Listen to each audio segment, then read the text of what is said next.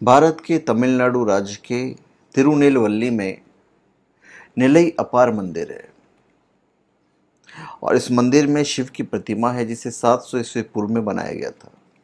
और ये मंदिर अपनी खूबसूरती के लिए पूरी दुनिया में प्रसिद्ध है। मंदिर और तीर्थों में एक खास किस्म की सकारात्मक आभा होती है और इससे श्रद्धालुओं के मन को सुकून मिलता है। और हमारे देश में ऐसे अनेक मंदिर हैं,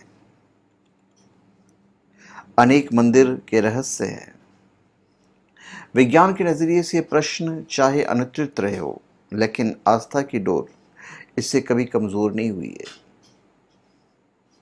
तो मैं उस मंदिर की विशेषता आपको बताने वाला हूँ, स्वामी नेलापेपर मंदिर। स्वामी नेलयापर मंदिर एक हिंदू मंदिर है जो दक्षिण भारतीय राज्य तमिलनाडु के एक शहर तिरुनेलपल्ली में स्थित भगवान शिव को समर्पित है। शिव को नेलियापर को लिंगम द्वारा दर्शाया गया है और उनकी पत्नी पार्वती को कांतिमती अम्मन के रूप में दर्शाया गया है। मंदिर तिरुनेलवली जिले में थामीवरानी नदी के उत्तरी तट पर स्थित है और मंदिर परिसर चौराहे जो है वो पूरा 14 एकड़ के क्षेत्र को कवर करता है और इसके सभी तीर्थों को गाढ़ा आयताकार दीवारों से सुसज्जित किया गया है।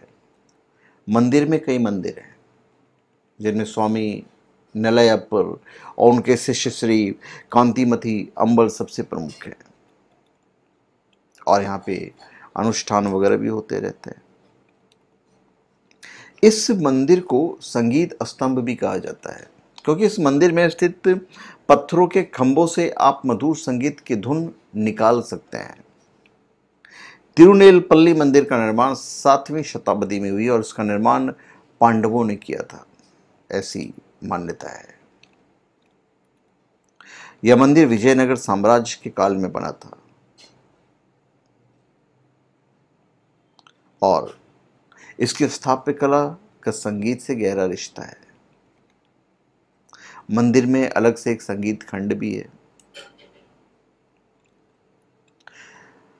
मंदिर में स्थित खंभों से मधुर धुनें निकलती है जिससे श्रद्धालुओं में कौतूहल रहता है और इन खंभों से घंटी जैसी मधुर ध्वनि निकलती है। आप इन खंभों से 7 रंग के संगीत की धुन निकाल सकते हैं। इस मंदिर की वास्तुकला इतनी निराली है कि एक ही पत्थर से 48 खंभे बनाए गए हैं जबकि सभी 48 खंभे मुख्य खंभे को घेरे हुए हैं और इस मंदिर में कुल 161 खंभे ऐसे हैं जिनसे संगीत की ध्वनि निकलती है। आश्चर्य की बात यह है कि अगर आप एक खंभे से ध्वनि निकालने की कोशिश करेंगे तो अन्य खंभों में भी कंपन होने लगती है और इस विषय पर कई शोध किए गए हैं। माना जाता है कि मूल परिसर का निर्माण पांडवों द्वारा किया गया था जबकि वर्तमान चिनाई संरचना के चोल पल्लव चेरस नायक मदुरै नायक द्वारा जोड़ा गया है। आधुनिक समय में मंदिर का रखरखाव और प्रशासन तमिलनाडु सरकार के हिंदू धार्मिक और धर्मार्थ बंदोबस्त विभाग द्वारा किया जाता है। तो तिरुनेलवल्ली राज्य के कई मंदिर कस्बों में से एक है जो एक विशेष प्रकार के पेड़ या झाड़ी की एक किस्म की पेड़ या झाड़ी के पेड़ पर स्थित है, ऐसा ही माना जाता है, जो कि देवता झाड़ियों या जंगलों के नाम पर है। माना जाता है कि क्षेत्र वेणुवन आच्छादित और इसलिए इसे वेणुवनम भी कहा जाता है। तो इस मंदिर की खासियत है। शोध क्या कहता है?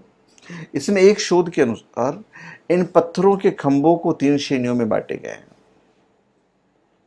जिनमें पहले को श्रुति स्तंभ, दूसरे को गण थंगूल और तीसरे को लया थंगूल कहा जाता है। इनमें श्रुति स्तंभ और लय के बीच आपसी संबंध है। जब श्रुति स्तंभ पर कोई टैप किया जाता है तो लया भूंगल से भी आवाज निकलती है, जो लया थुंगल है वहां से भी आवाज निकलती है। ठीक उसी तरह लया थुंगल पर कोई टैप किया जाता है तो श्रुति स्तंभ से भी ध्वनि निकलती है। ये यहाँ की खासियत है। तिरुनेलवल्ली में भी उन 5 स्थानों में से एक है जहाँ शिव ने अपने नृत्य का प्रदर्शन किया है, और इन सभी स्थानों पर चरण स्तंभ है। जबकि तिरुनेलवल्ली में थिमिराई अमलाम है, और इसका अपना धार्मिक महत्व है। नवरात्रि वगैरह में काफ़ी धूमधाम से सारी चीज़ें मनाई जाती है। साहित्यिक उल्लेख में भी इसकी बहुत सारी बातें जो हैं बताई गई है। आप कांड के जब सुनेंगे तो ऑटोमेटिक कोई ना कोई आपको ध्वनि सुनाई देगी। इसी प्रकार दूसरे स्तंभ के कांड पर चोट की जाए तो रे की भी ध्वनि आती है। तो इस क्रम को आगे बढ़ाते हुए स्तंभ से संगीत का क्रम सा रे का मा पा, ये सारी ध्वनि आपको सुनाई पड़ सकती है। और इन्हीं 7 सुरों से संपूर्ण संगीत का निर्माण हुआ है। इनसे असंख्य धुनें तैयार होती हैं। स्तंभों से संगीत का ध्वनि निकालना लोगों के लिए किसी आश्चर्य से कम नहीं है। विज्ञान भी यहाँ पे फेल हो जाता है, भाई ये होता कैसे है, समझ नहीं पा रहे हैं क्यों निकलती है संगीत की ध्वनि। वैज्ञानिकों के अनुसार तो ये स्तंभ ध्वनि सिद्धांत पर काम करते हैं, और इनका निर्माण इस प्रकार हुआ है कि जब इनके साथ कोई वस्तु टकराती है तो ये स्वतः संगीत का एक खास ध्वनि निकलती है। वहीं प्राचीन काल में ऐसे स्तंभों का निर्माण किया जाना, जब आज की तुलना में तकनीक अधिक विकसित नहीं थी, किसी आश्चर्य से कम नहीं है। और यही वजह है कि हर साल काफ़ी तादाद में लोग इन स्तंभों को देखने और इसकी सत्यता जांचने के लिए आते हैं। तो धन्यवाद, आप सबका हमारे चैनल पर स्वागत है। आप हमारे चैनल पर सब्सक्राइब करें और अपने कमेंट दीजिए। धन्यवाद।